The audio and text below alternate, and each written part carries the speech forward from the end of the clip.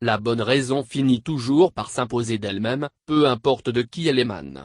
Mais malheureusement en politique, l'idée de l'adversaire n'est jamais la bonne, même si elle vaut de l'or pour le pays aux yeux du peuple. Dans toutes les démocraties, même occidentales, il en est ainsi. Il semblerait que parmi ceux qui ont participé à la CNAP, certains ont émis aussi la proposition de l'harmonisation des mandats électoraux. Si je ne me trompe pas, cela sous-entend les mandats présidentiels et mandats législatifs puisque la durée du mandat présidentiel est de 5 ans alors que celui de nos députés est de 6 ans à compter de cette législature en cours. Or, celle-ci était aussi d'une durée de 5 ans auparavant.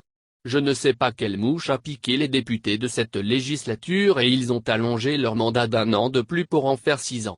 Quelle est l'utilité de cet allongement d'1 an pour le pays? Je n'en sais vraiment pas si ce n'est pas pour leur propre intérêt. Le premier réflexe, concernant cet allongement de leur mandat législatif à 6 ans, qui viendra en tête à tout individu qui réfléchit bien et analyse le contexte politique togolais, sera celui de s'assurer encore 1 an supplémentaire de salaire ou indemnité juteuse qu'il touche. Heureusement que pendant cette CNAP, certains parmi ceux qui y ont participé, se sont rendus compte que cela ne va pas dans l'intérêt du pays et ils ont proposé l'harmonisation des 2 mandats électoraux car ça coûte très cher au pays en termes d'organisation électorale. On ne peut pas prendre l'habitude dans l'avenir d'organiser les élections présidentielles et l'année suivante les élections législatives puisque l'une est de 5 ans et l'autre de 6 ans. C'est une grave erreur politique de la part de ceux qui ont fait cette proposition à l'Assemblée nationale d'allonger la durée du mandat législatif d'1 an et malheureusement c'est adopté et entré en vigueur. Ils n'ont pas pensé au coût que cela pourrait engendrer pour le pays si on organise des élections, 2 ans d'affilée présidentielles et législatives. C'est pour dire qu'au Togo les gens ne se soucient vraiment pas de l'avenir du pays mais de leur propre intérêt sinon quelle est la raison valable et convaincante de cet allongement du mandat des députés alors que c'était 5 ans auparavant? Je félicite beaucoup celui qui a émis l'idée au cours de cette CNAP, de l'harmonisation de ces 2 mandats électoraux présidentiels et législatifs. Même s'ils ne sont pas cités explicitement dans ces propositions et on a parlé seulement des mandats électoraux, il s'agit bien du mandat présidentiel et mandat législatif. L'organisation des élections engendre des coûts énormes pour un pays. C'est ce qui devrait être la première préoccupation des députés. Mais au Togo il en est toujours autrement. Chacun pense d'abord à soi-même et l'intérêt du peuple est relégué au second rang. Pour débuter cet article, j'ai écrit que la bonne raison finit toujours par s'imposer d'elle-même car en septembre 2019 quand j'avais présenté mon projet politique pour les élections présidentielles du 22 février 2020 avant de renoncer d'y participer pour des raisons que tout le monde connaît déjà que les élections présidentielles sont toujours gagnées d'avance au Togo depuis 50 ans, j'ai évoqué ce problème de coût que le modèle politique français engendre comme dépense dans l'organisation des élections.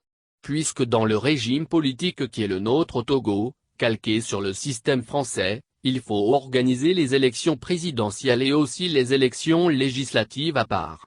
Tout cela engendre des coûts énormes. On peut faire beaucoup d'économies si on adopte un autre système, à savoir le système parlementaire comme en Allemagne. Une seule élection vaut pour les deux. On n'organise pas les élections à part pour choisir le chancelier. Il est issu des élections législatives du camp du parti qui aura plus de sièges de députés au Bundestag pendant les élections législatives fédérales comme il en sera ainsi dans 1 mois à savoir le 26 septembre 2021. Cela permettra d'économiser de l'argent. Le président de la République fédérale d'Allemagne, lui, qui a le mandat honorifique et incarne l'unité de la nation est choisi au Bundestag, Parlement fédéral allemand, tous les 5 ans mais par tous les députés, de tous bords politiques, parmi les candidats qui voudraient être à la présidence du pays. Soulignons déjà ici que les partis coalisés pour diriger le pays arrivent à s'entendre sur un nom avant même le vote des députés pour choisir ce président.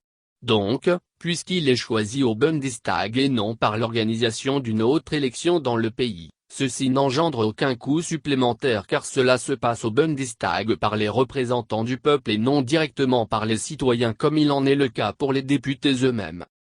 Vous voyez encore qu'il y a vraiment une bonne raison pour le Togo de changer le système politique pour passer du régime actuel, régime semi-présidentiel de type français, au régime parlementaire de type allemand si vraiment on veut économiser de l'argent qu'on consacre pour les élections présidentielles sans compter même les tensions post-électorales et les fraudes qui y sont toujours liées au Togo.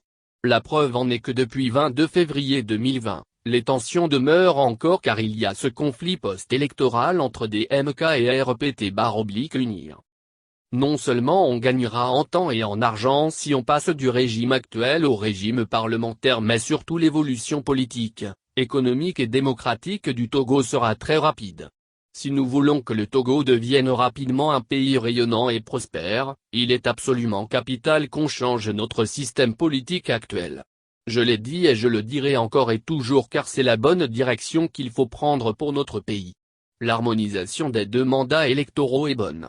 Mais le changement carrément de notre système politique actuel en régime parlementaire est encore mieux car aux yeux d'organiser 2 élections présidentielles et législatives, on n'en fera qu'une seule, celle des législatives dont seront issus en même temps les députés et le chancelier ou le Premier ministre lui-même selon l'appellation qu'on donnera au chef du pouvoir exécutif.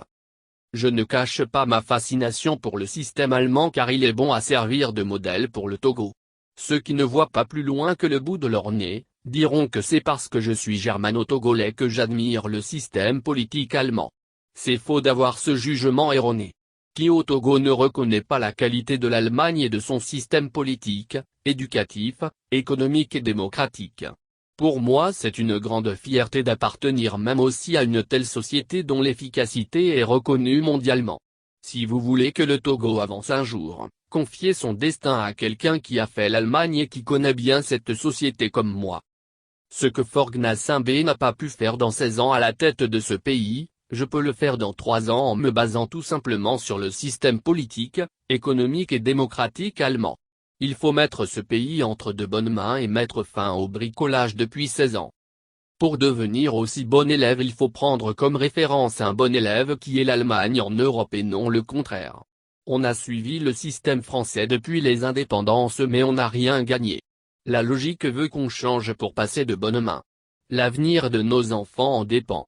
Pensez-y bien.